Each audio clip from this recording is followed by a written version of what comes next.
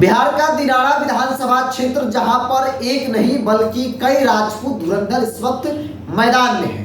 तय कर पाना मुश्किल है कि एनडीए से किस पर दांव लगाया जा सकता है, क्योंकि एनडीए के अंदर जो दल है, जो उनके अलग अलग पार्टी के दावेदार हैं, वो अलग अलग दावे भी कर रहे हैं। और इस बीच आलोक सिंह की एंट्री राष्ट्रीय लोक मोर्चा में हुई है, उपेंद्र कुशवाहा की पार्टी में हुई है।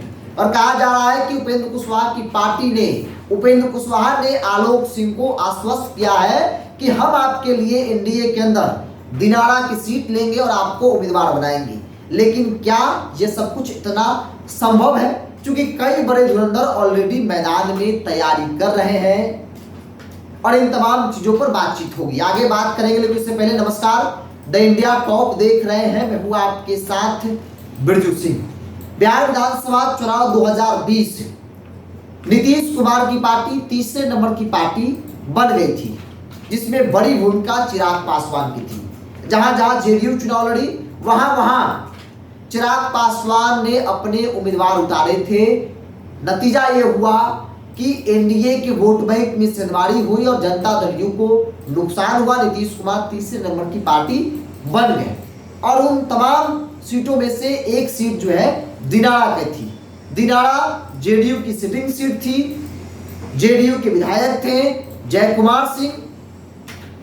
2015 के बाद जो सरकार बनी, उस सरकार में वो मंत्री भी थे, लेकिन चुनाव हार गए चूंकि एलजेपी अलग चुनाव लड़ी थी। एलजेपी ने अपना उम्मीदवार दिया। नतीजा ये हुआ कि पासवान के साथ साथ राजपूत वोट भी खिसके और जनता दल यू की जो है वो करारी हार उस सीट पर हुई थी। आज की तारीख में सीट की एक बार फिर से चर्चा हो रही है, क्योंकि आलोक सिंह बिहार सरकार में मंत्री, भारतीय जनता पार्टी के नेता संतोष सिंह के भाई हैं, बड़े बालू के कारोबारी हैं, धन बल हर तरीके से मजबूत हैं और वो आलोक सिंह उपेंद्र कुशवाहा की पार्टी ज्वाइन किए हैं। आलोक सिंह जब काराकाट से उपेंद्र कुशवाहा चुनाव लड़ रहे थे, तो काराकाट में उपेंद्र कुशवाहा के लिए हर तरीके से धन बल, हर तरीके से उनके लिए चुनाव में जो है उनका मदद किया था। तो एक कारण ये कहा जा रहा है कि इसीलिए उपेंद्र कुशवाहा ने उनको आश्वस्त किया। अब सबसे पहले 2020 और 15 के चुनावी परिणाम को देख लीजिए। 2020 में विजय मंडल चुनाव जीत गए थे आरजेडी के, जबकि इस सीट पर राजपूतों की बड़ी भागीदारी है, राजपूत वोटरों की बड़ी संख्या है। विजय मंडल 59,541 वोट लाकर चुनाव जीते थे, आरजेडी महागठबंधन उम्मीदवार। राजेंद्र सिंह लोक जनशक्ति पार्टी 51,313 वोट इनको मिले थे। दूसरे स्थान पर लोजपा उस वक्त अकेले चुनाव जो है वो वहां पर लड़ रही थी। जय कुमार सिंह जनता दल जिनकी सिटिंग सीट थी, जो एनडीए के उम्मीदवार थे, वो तीसरे नंबर पर चले गए। जनता दल उम्मीदवार जय कुमार सिंह को 27,252 वोट मिले थे। अब 2015 को देख लीजिए। जय कुमार सिंह जनता दल के उम्मीदवार, महागठबंधन उस वक्त नीतीश कुमार महागठबंधन में थे और 64,699 वोट जो है जनता दल यू जय कुमार सिंह को आए थे। जय कुमार सिंह चुनाव जीत गए थे। राजेंद्र सिंह भारतीय जनता पार्टी के उम्मीदवार थे, 62,008 वोट जो है वो उनको आया था। भाजपा एनडीए दूसरे स्थान पर वहां पर हुई थी। राजेंद्र सिंह 2015 में भाजपा से चुनाव लड़े, वो 2020 में चिराग पासवान की पार्टी के सिंबल पर चुनाव लड़े।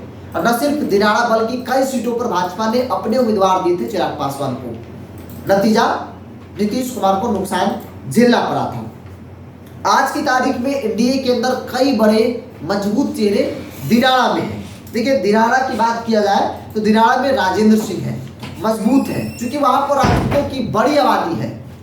उसी समाज से राजेंद्र सिंह आते हैं और राजपूत वोट बैंक पर राजेंद्र सिंह की सबसे मजबूत पकड़ मानी जाती है। और यही बड़ी वजह है कि जब 2020 में राजेंद्र सिंह लोजपा की टिकट पर चुनाव लड़े, जो पार्टी अकेले चुनाव लड़ी थी, बावजूद भी एनडीए की प्रत्याशी को उन्होंने तीसरे नंबर पर ढकेल कर खुद सेकेंड स्थान प्राप्त किए।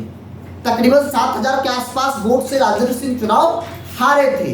2015 में जब नीतीश जी महागठबंधन थे, राजेंद्र सिंह भारतीय जनता पार्टी एनडीए के उम्मीदवार थे, तब वो मात्र 2,000 वोट से चुनाव हारे थे।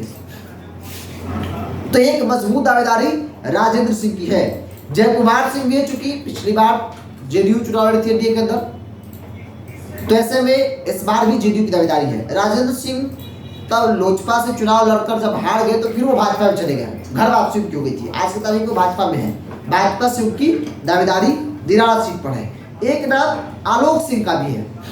आलोक सिंह भी उसी क्षेत्र से आते हैं और उपेंद्र कुशवाहा की पार्टी ज्वाइन की है। तो ऐसे में चर्चा इस बात की हो रही है कि आलोक सिंह ने उपेंद्र कुशवाहा को चुनाव में मदद किया था काराकाट में, तो बदले में उनके मदद को देखते हुए बदले में उनको गिफ्ट दिया जा सकता है। लेकिन ये सब कुछ आपसी समन्वय पर डिपेंड करता है, क्योंकि जनता दल यू नीतीश कुमार उपेंद्र कुशवाहा के लिए अपनी सीट छोड़ दे, ऐसा मुझे नहीं लगता है। ना ही बिहार की राजनीति को समझने वाले नेता हो, पत्रकार हो, उनको ऐसा लगता है कि नीतीश कुमार अपनी सीट जो है वो छोड़ दे उपेंद्र कुशवाहा के लिए।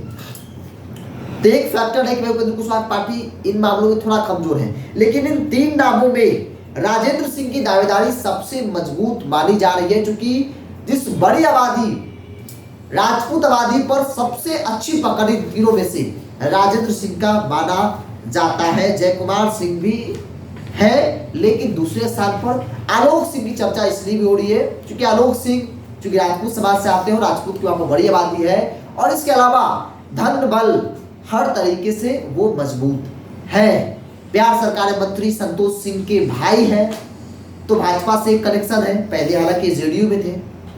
तो आमतौर पर भारतीय जनता पार्टी को लेकर एक चर्चा ये भी है और ये चीजें दिखती भी है कि भाजपा अपने सहयोगी दलों को कुछ सीटें देने के साथ साथ उम्मीदवार भी देती है। मुकेश सहनी की पार्टी को देख लीजिए, 2020 में भाजपा ने कितने सीटें दी, साथ साथ भाजपा ने अपने कैंडिडेट भी दिए थे, ताकि कल होकर अगर आप थोड़ा मन आपका डोले तो सिर्फ आपका डोले, आपके जो विधायक होंगे, आपके जो सांसद होंगे, उनका मन नहीं डोलेगा, क्योंकि वो पहले से ही भाजपा से आए हैं, वो भाजपा के हैं। तो दिनारा जहां राजपूत ब्राह्मण बड़ी आबादी है, मुस्लिम की बड़ी आबादी है, हालांकि यादव पासवान रविदास भी यहाँ पर निर्णायक भूमिका निभाते हैं। अब देखने वाली बात होगी कि भाई एनडीए के अंदर सहमति कैसे बनती है, क्योंकि भाजपा की दावेदारी है राजेंद्र सिंह, जनता दल यू जय कुमार सिंह, आलोक सिंह, आरएलएफ पिछली बार भी आरएलएफ लड़ी थी, कमजोर रही थी।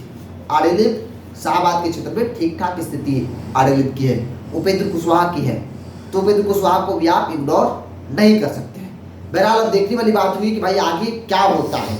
एनडीए के अंदर जब सहमति बनती है तो क्या आरएलएफ को सीट दिनारा मिलती है या जनता दल यू रखती है या भारतीय जनता पार्टी को मिलती है। इस पूरी रिपोर्ट में इतना ही। बहुत बहुत धन्यवाद।